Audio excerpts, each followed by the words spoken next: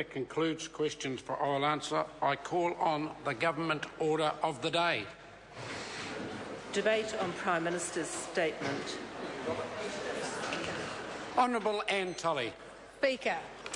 Well, Mr Speaker, the 2014 election year has begun predictably. Our National led off and announced its education policy, which was focused on lifting educational achievement for all New Zealand children.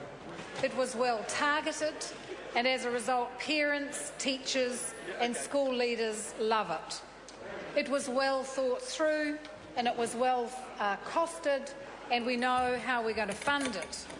The Greens, well, the Greens held a picnic, and I think what resulted from that was that they gave the kids a sandwich. Actually, they gave poor kids a sandwich. Order, order. Can I have some respect for the member trying to address the House? Courtesy is contagious, Mr Mallard. They insulted, thank you, Mr Speaker, they insulted all the parents of kids in low decile schools by saying essentially that they can't feed their kids and that their kids are unhealthy.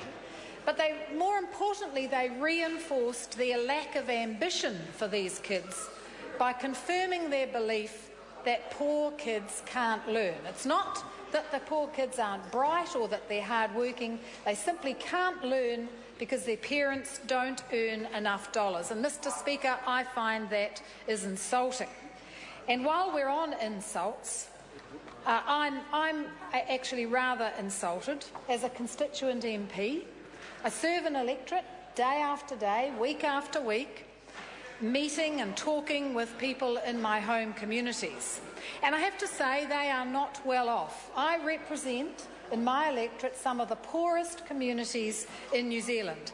And I'm actually insulted to be lectured on how out of touch I am with average New Zealanders by a list MP who has no constituents, lives in a castle and comes to the House dressed in $2,000 designer jackets and tells me that I'm out of touch.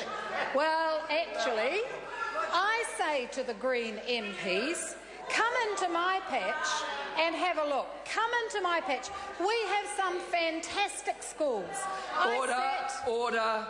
There are people interjecting, not even in their seats. It's not permitted.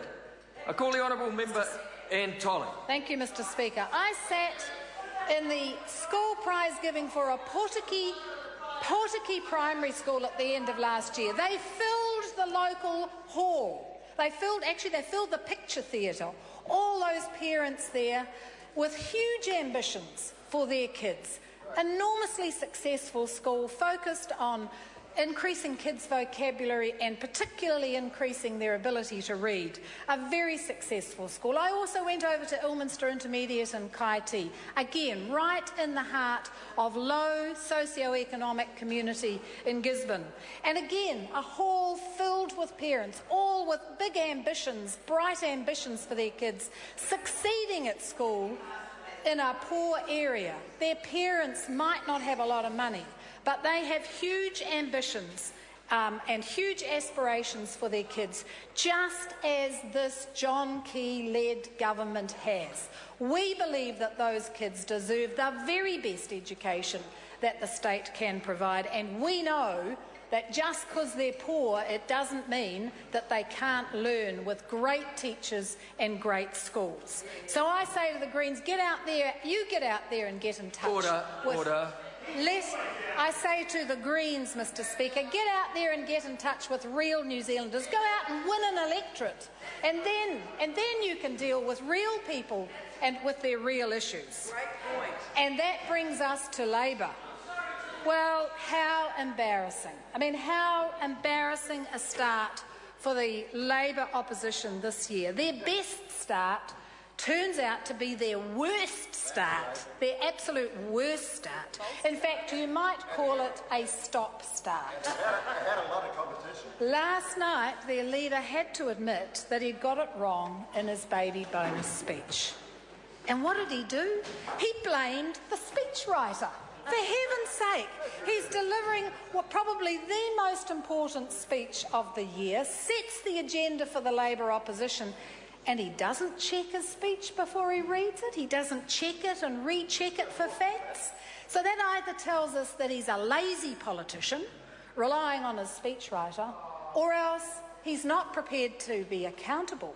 He's not prepared to take responsibility for his mistake. Either one of those does not make a good leader. But he's still tricky, isn't he? He's still tricky. He said he got it wrong in his speech, but we know that the details weren't in the glossy brochures. They weren't in the explanations of the policy. They weren't in the Q&As. And we know that nobody picked up the phone to the media and said, hey, listen, guys, when we said 59,000, actually, it isn't 59,000, you've got it wrong. Nobody did that. And we know that his Labour colleagues over there, they didn't know the details either, because we saw their faces as day after day we've pulled out the actual truth about their policies. They had no idea that their leader was taking them down this.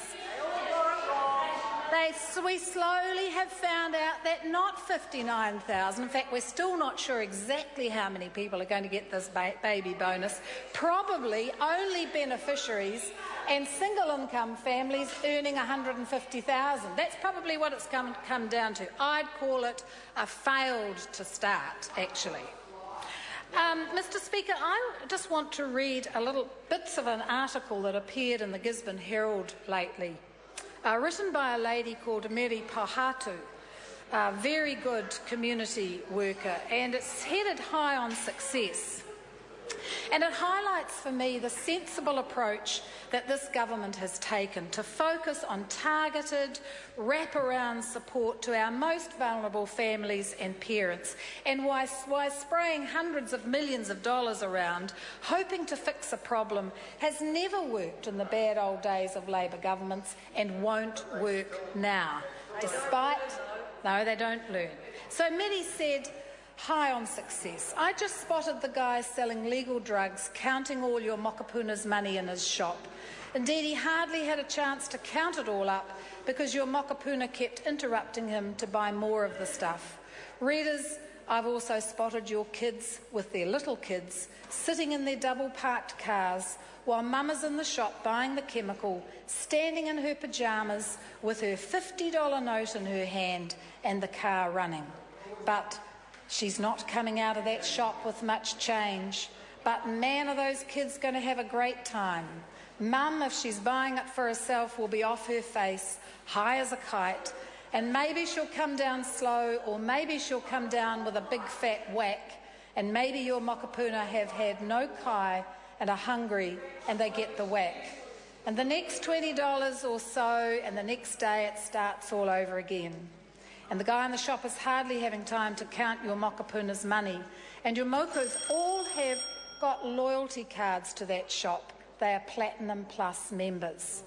2014, and I'm absolutely flabbergasted to see so many people giving this guy money to get off their faces. I wish they would spend the money on education and learning and good kai for their whānau. Now this is not me saying this. This is a sad, sad article written by a lady who works in these communities, who has worked there for years, who sees this happening, and it's breaking her heart. Will more dollars help those families is the question. Now, I am proud to be part of John Key's team that has, through the toughest economic times, focused on addressing the real drivers of poverty and despair in our communities by working alongside people to help them into jobs or into training, by ensuring that there's extra help with budgeting and managing their incomes, by prioritising insulation for their homes to keep them warm and dry and healthy, by inoculating their children against preventable diseases and setting out to eliminate rheumatic fever, supporting community initiatives like community gardens and mural projects, setting up neighbourhood policing teams to help people keep themselves safe and secure in their homes and neighbourhood.